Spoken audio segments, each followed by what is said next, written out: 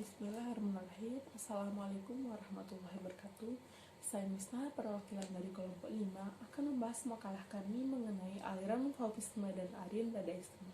Yang pertama yaitu aliran Fauvisme, di mana aliran Fauvisme ini adalah sebuah aliran seni rupa yang muncul sekitar abad ke-20 Masehi. Aliran Fauvisme ini adalah sebuah aliran kebebasan ekspresi sehingga menghasilkan lukisan yang kontras dari lukisan aslinya. Yang selanjutnya yaitu adalah konsep seni Fauvisme. Aliran Fauvisme berangkat dari usaha menyempurnakan aliran impresionisme, suatu peningkatan gaya ekspresionisme dari Van Gogh. Meskipun aliran Fauvisme tidak memperhatikan teknik yang sama dan konsisten, tetapi selalu mengandung ciri-ciri yang sama, yaitu kekuatan warna, garis balbar yang putus-putus, dan penampilan yang serba tidak teratur atau disorganization appearance. Yang selanjutnya yaitu adalah ciri-ciri aliran Fauvisme. Fauvisme mengandung ciri-ciri yang pertama yaitu warna-warna yang dipakai tidak lagi disesuaikan dengan warna yang di lapangan. Penggunaan garis dan dalam Fauvisme disederhanakan sehingga pemirsa lukisan biasa mendeteksi keberadaan garis yang jelas dan kuat. Yang selanjutnya yaitu adalah warna mencolok yang tidak melihat kekurasian pada referensi model atau objek lukisan.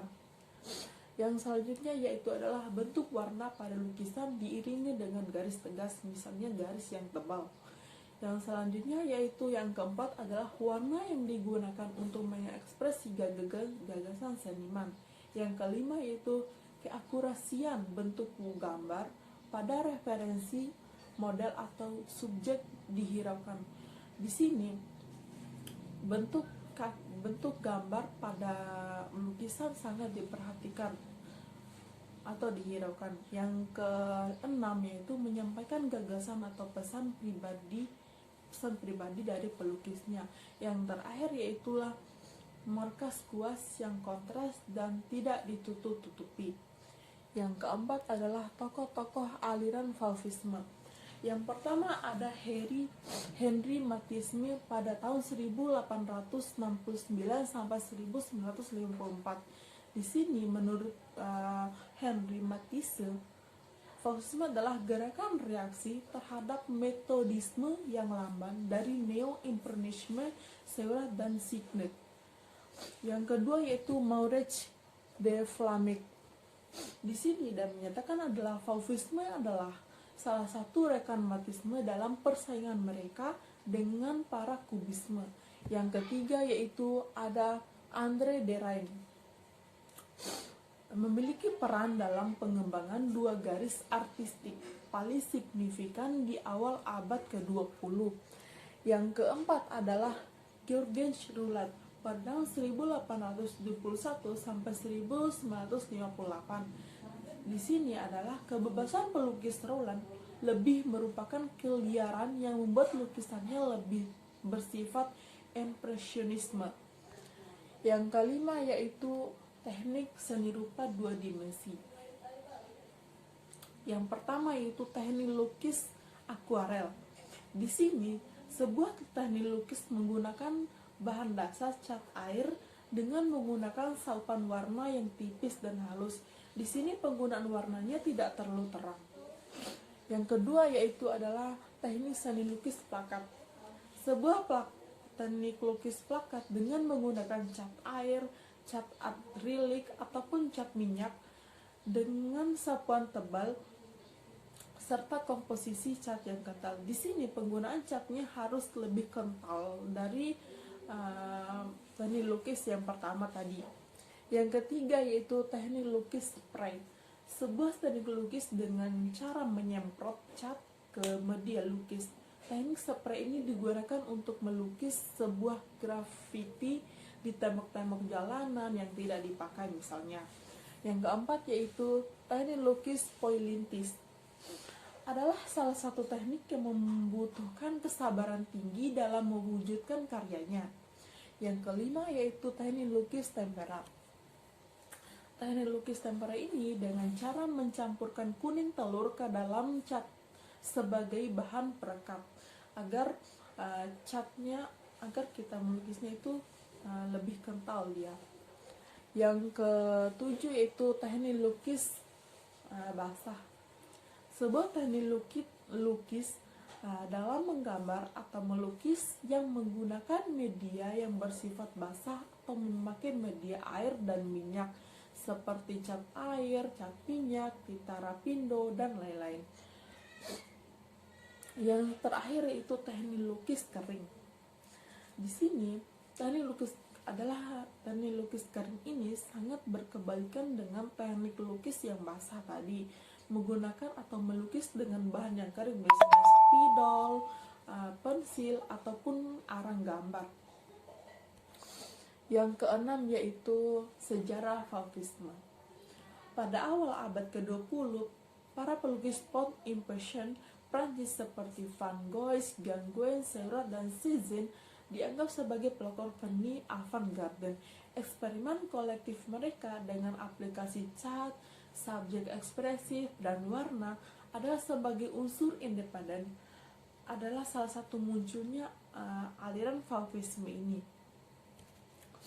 Yang selanjutnya yaitu adalah pengaruh Fauvisme itu sendiri. Pengaruh awal dari aliran ini Signet. Yang kedua yaitu Maurits de Vlaeminck. Di sini dan menyatakan adalah Fauvisme adalah salah satu rekan-matisme dalam persaingan mereka dengan para kubisme. Yang ketiga yaitu ada André Derain, memiliki peran dalam pengembangan dua garis artistik paling signifikan di awal abad ke-20. Yang keempat adalah Georges Roulat pada tahun 1871 sampai 1958.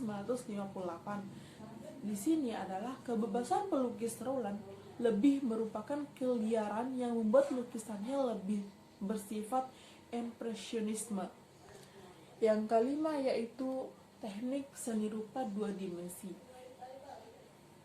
Yang pertama yaitu teknik lukis akuarel.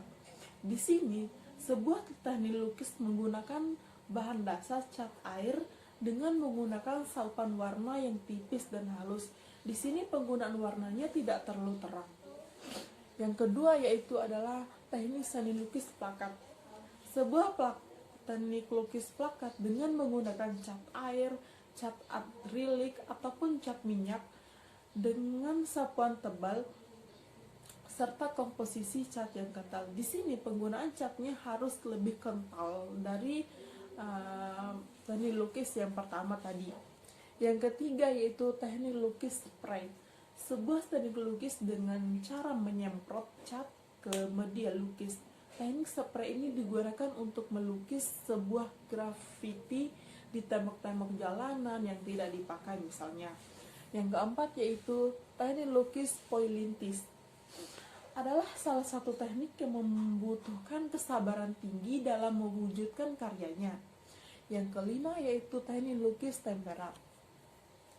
Teknik lukis tempera ini dengan cara mencampurkan kuning telur ke dalam cat sebagai bahan perekat agar agar kita melukisnya itu lebih kental dia.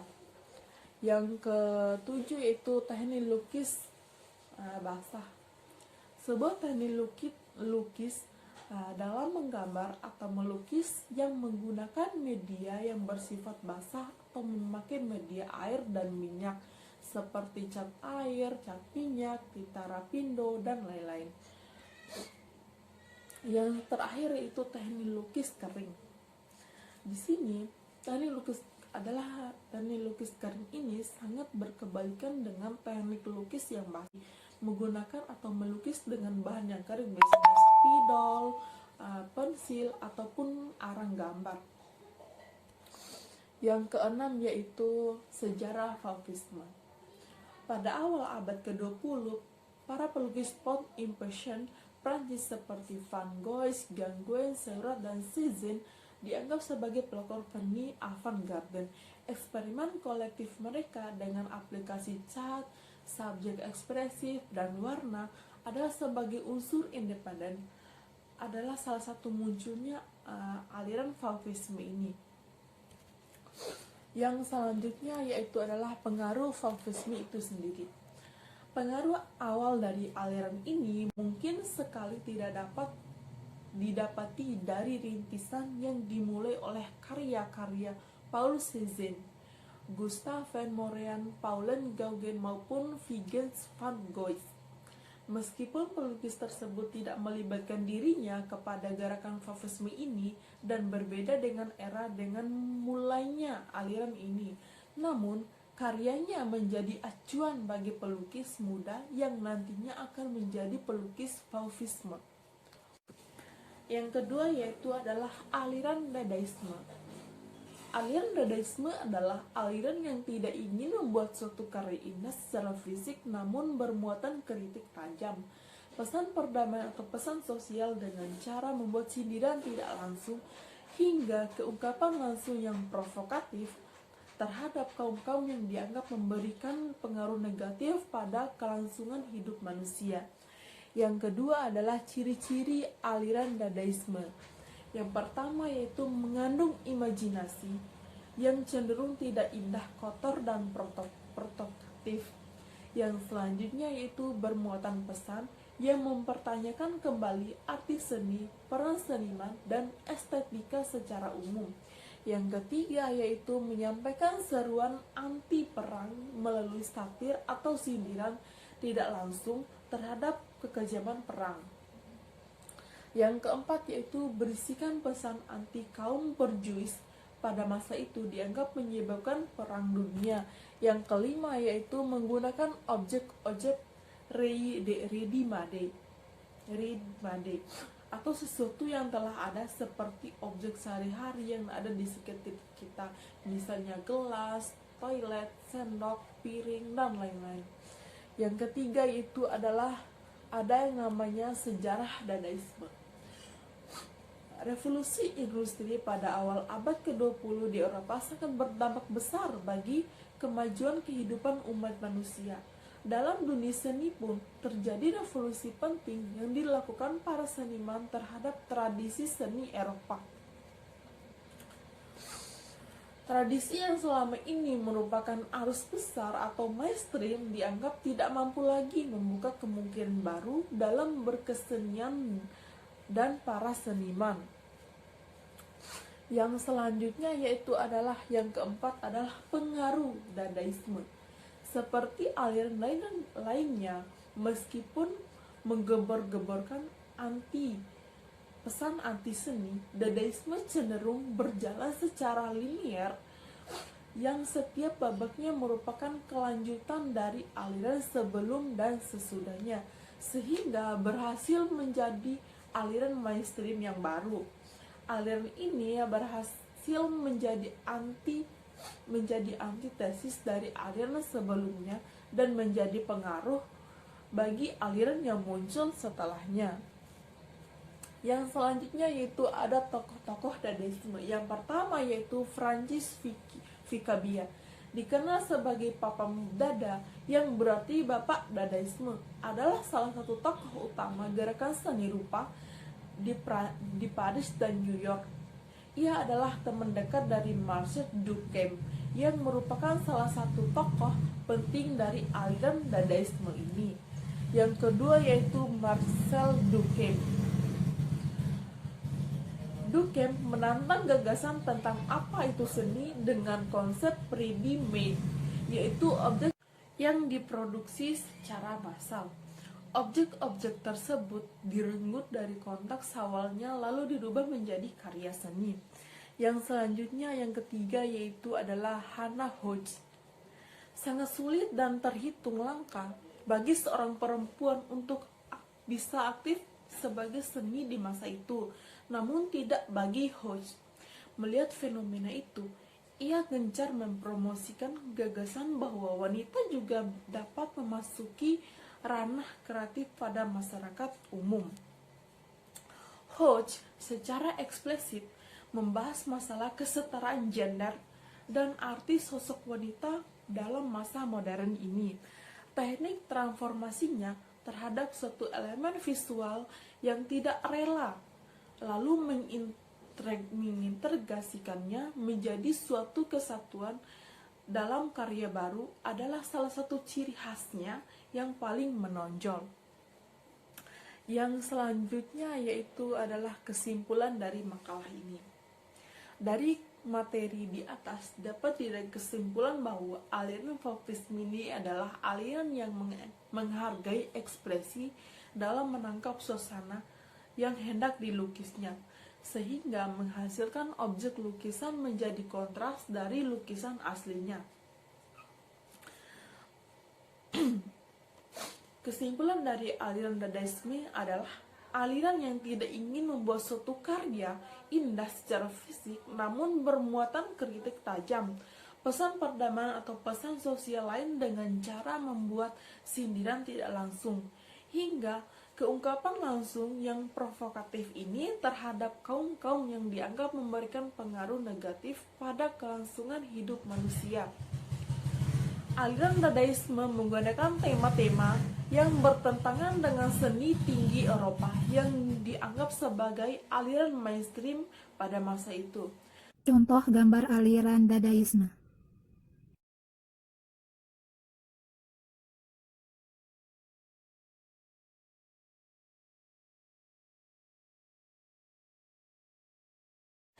Mungkin itu saja yang bisa saya sampaikan. Kurang dan lebihnya saya mohon maaf. Wabillahi taufiq wal hidayah. Wassalamualaikum warahmatullahi wabarakatuh.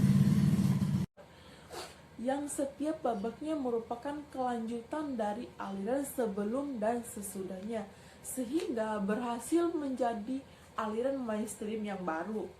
Aliran ini berhasil menjadi antitesis dari aliran sebelumnya dan menjadi pengaruh bagi aliran yang muncul setelahnya. Yang selanjutnya yaitu ada tokoh-tokoh Dadaisme. Yang pertama yaitu Francis Picabia, dikenal sebagai Papa Dada yang berarti Bapak Dadaisme, adalah salah satu tokoh utama gerakan seni rupa di Paris dan New York.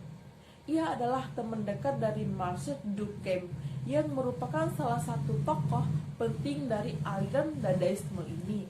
Yang kedua yaitu Marcel Duchamp. Duchamp menantang gagasan tentang apa itu seni dengan konsep ready-made, yaitu objek yang diproduksi secara massal. Objek-objek tersebut direnggut dari konteks awalnya lalu dirubah menjadi karya seni. Yang selanjutnya, yang ketiga yaitu adalah Hannah Hodge. Sangat sulit dan terhitung langka bagi seorang perempuan untuk bisa aktif sebagai seni di masa itu, namun tidak bagi Hodge. Melihat fenomena itu, ia gencar mempromosikan gagasan bahwa wanita juga dapat memasuki ranah kreatif pada masyarakat umum. Hodge secara eksplisit membahas masalah kesetaraan gender dan arti sosok wanita dalam masa modern ini. Teknik transformasinya terhadap suatu elemen visual yang tidak rela, lalu mengintegrasikannya menjadi suatu kesatuan dalam karya baru adalah salah satu ciri khasnya yang paling menonjol. Yang selanjutnya yaitu adalah kesimpulan dari makalah ini. Dari materi di atas dapat ditarik kesimpulan bahwa aliran Fauvisme ini adalah aliran yang menghargai ekspresi dalam menangkap suasana yang hendak dilukisnya, sehingga menghasilkan objek lukisan menjadi kontras dari lukisan aslinya.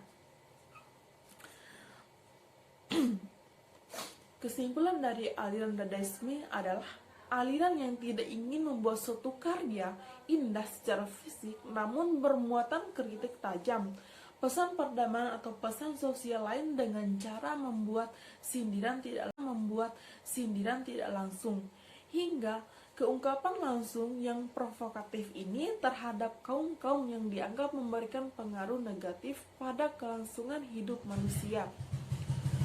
Aliran Dadaisme menggunakan tema-tema yang bertentangan dengan seni tinggi Eropa yang dianggap sebagai aliran mainstream pada masa itu. Contoh gambar aliran Dadaisme.